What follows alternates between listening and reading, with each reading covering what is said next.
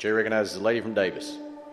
Thank you, Mr. Speaker. Today is an unusual day because typically on our last day of session we have lots of opportunities to honor our members that are retiring or going on to other things.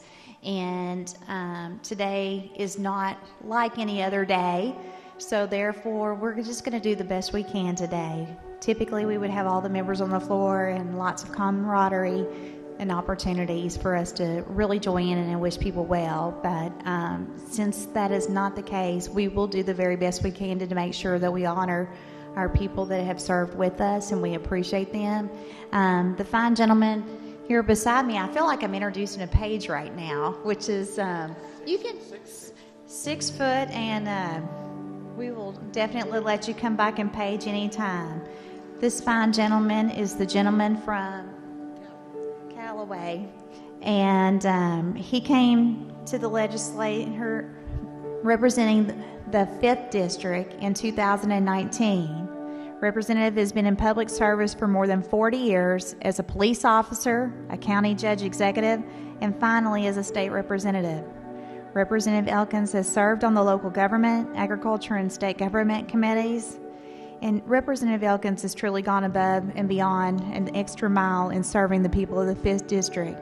He's put his service to the people at the top of his priority list while dealing with serious family health issues at home. We thank him for his service and going above and beyond and in honoring his oath and commitment to serve the people of the 5th District. Let's please honor the gentleman from Callaway.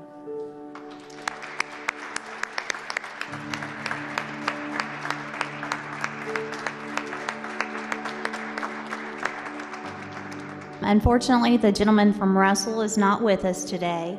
Representative Hoover came to the legislature representing District 83 in 1987. Representative Hoover holds the distinction of being the first member in history elected to serve in the legislative post following the election of both of his mother and his father to represent the same contingency.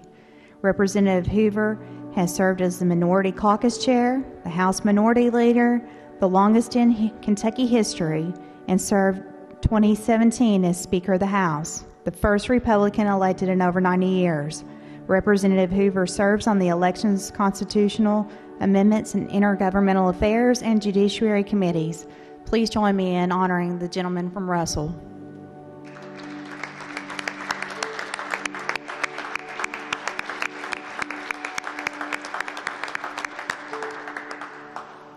Now I have the privilege to honor the gentleman from Fayette 45. Representative Stan Lee came to the House representing District 45 in 2001. Representative Lee has served on the Judiciary, Local Government, and Banking and Insurance Committees and served as Minority Whip from 2006 to 2008. Representative Lee serves as the co-chair of General Government Contract Review Committee, and we would like to honor the fine gentleman from Fayette 45 today. Thank you, Representative Lee, for your service.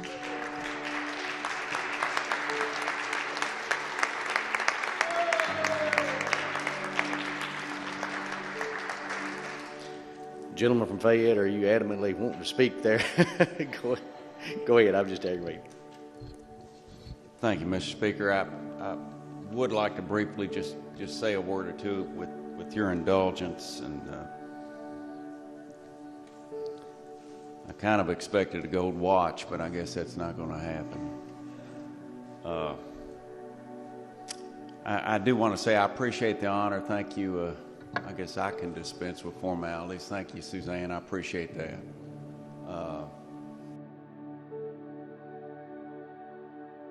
The 20 years, as I've told our caucus, ladies and gentlemen, will go by in a heartbeat.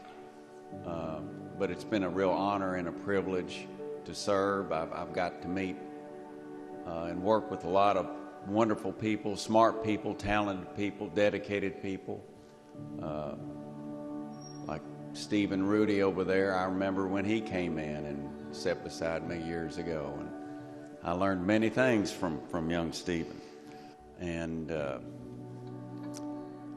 it's odd being in here. I expected to have a bigger crowd than today, but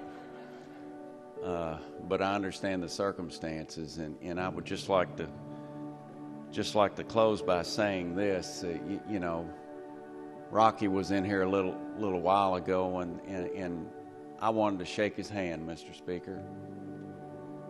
I want to shake everybody's hand, but there's just an unnatural, I think, an unnatural fear that's gripped everybody in the whole country, maybe the whole world.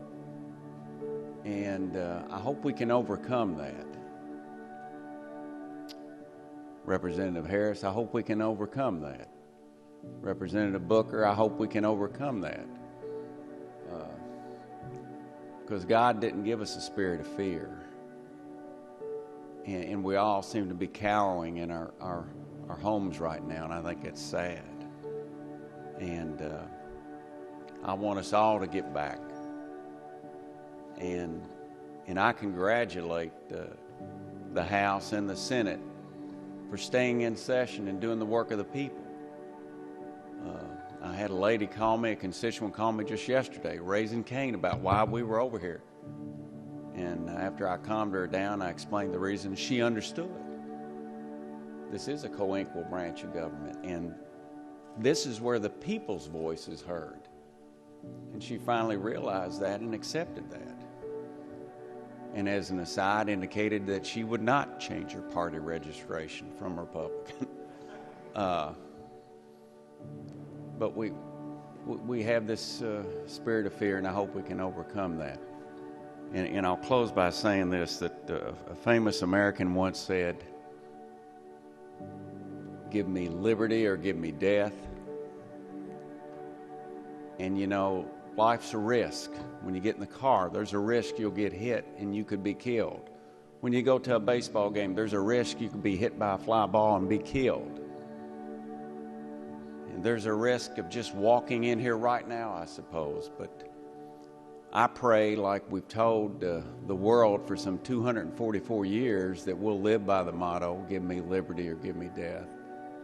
And that we'll get back to that. We'll lead, in this state will lead the nation, and this nation will lead the world. And again, thank you for allowing me to speak. Again, it's been an honor and privilege to get to know each and every one of you. Thank you, and God bless you.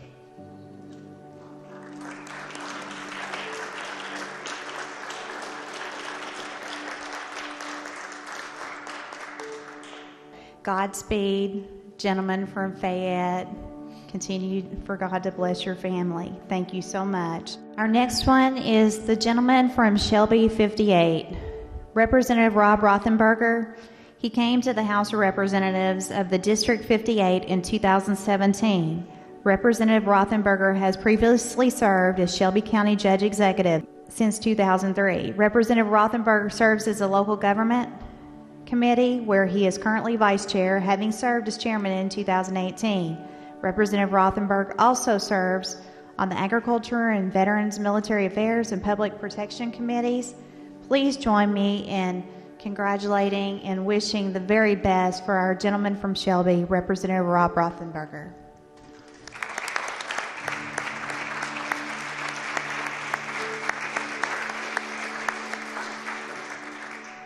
Now it is truly a privilege and an honor of mine to, for a very brief period of time, I've had for a seatmate the gentleman from Knox, Representative Jim Stewart. Began his service in the House of Representatives, District 86, in 1997. Representative Stewart serves on the Appropriations and Revenue, Natural Resources, and Transportation Committee, and he served as chair of Transportation Committee in 2017.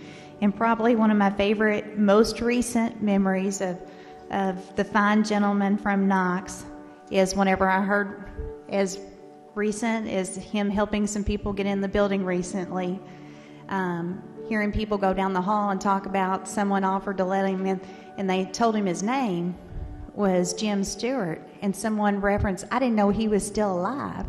So they really think he is the gentleman that went to Washington. We are sorry he's not here to join us today.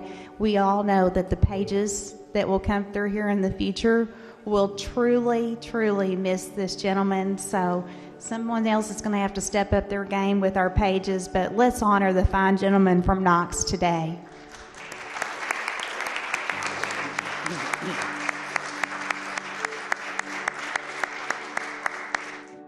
Thank you, Mr. Speaker. Now it's my fine honor to honor another young fella that we do not have here with us on the floor today, but so glad to have come across him and gotten to know everything about his arrowheads and all kinds of fun things. The gentleman from Pulaski, Representative Tommy Turner, came to the House in 1997 representing the people of District 85. Representative Turner served on the Transportation and State Government Committees and chairs of the Committee of Tourism and Outdoor Recreation. Representative Turner also is a member of the Administrative Regulation Review Subcommittee. And I'll tell you what, I don't think that there's anyone that may know him better, so I'm going to yield to the gentleman from McCracken for a brief moment. Chair recognizes the gentleman from McCracken.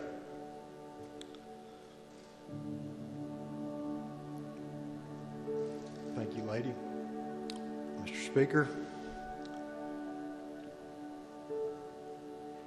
as I've listened to all these resolutions and these members being pardon me, honored, it's brought back many good memories. When I got to Frankfort, the only member of the General Assembly that I knew was my state senator. And he went crazy the first week I was here and threatened to quit and ended up changing to an independent, and we all thought he'd lost his mind. And I thought to myself, what have I gotten myself into? But I decided I'd hang around, see how it happened, and former Speaker Richards set me on the House floor. The Speaker made those seat assignments, and I didn't know anybody here.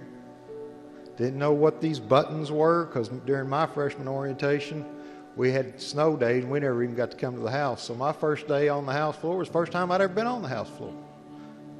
And they sat me in the middle of that long row over there between the gentleman from Fayette 45 and the gentleman from Pulaski. And I thought, as I got to know both those men, us three in that row were a pretty good reflection of our caucus. Fayette 45 to my right, Pulaski to my left, and I'm somewhere in between those two. The gentleman from Russell, the gentleman from Knox, they helped raise me. I've grown up here. I've spent over half of my adult life in this institution. I'm going to miss so many of them, but I will miss none more than gentleman from Pulaski. For those of you who love to make floor speeches, know this: no one will remember your floor speech. For 16 years I've been here, I've heard the gentleman from Pulaski make one floor speech, and I can quote you that floor speech right now. The houndsmen of Kentucky are against this bill. That was it. And he sat back down. And he lost that battle. It still passed. But I'm going to tell you what, for that being his only floor speech, I know of no one who's had more influence on this institution, this body, for the betterment of the people that he represents than the gentleman from Pulaski. And he's taught me so much, some of which I can never repeat, some of which I never will repeat for fear that his wife is watching on KET right now. But I'll tell you this, the most important, valuable lesson that he taught me was you better tell a lie every day. Because if you don't, you'll be out of practice, and when you really need to tell one, they'll see right through it. Now, that man is, he's meant so much. He's helped raise so many of us. And I don't know how we're going to make it without him, because in so many ways, he is the conscience of the House majority.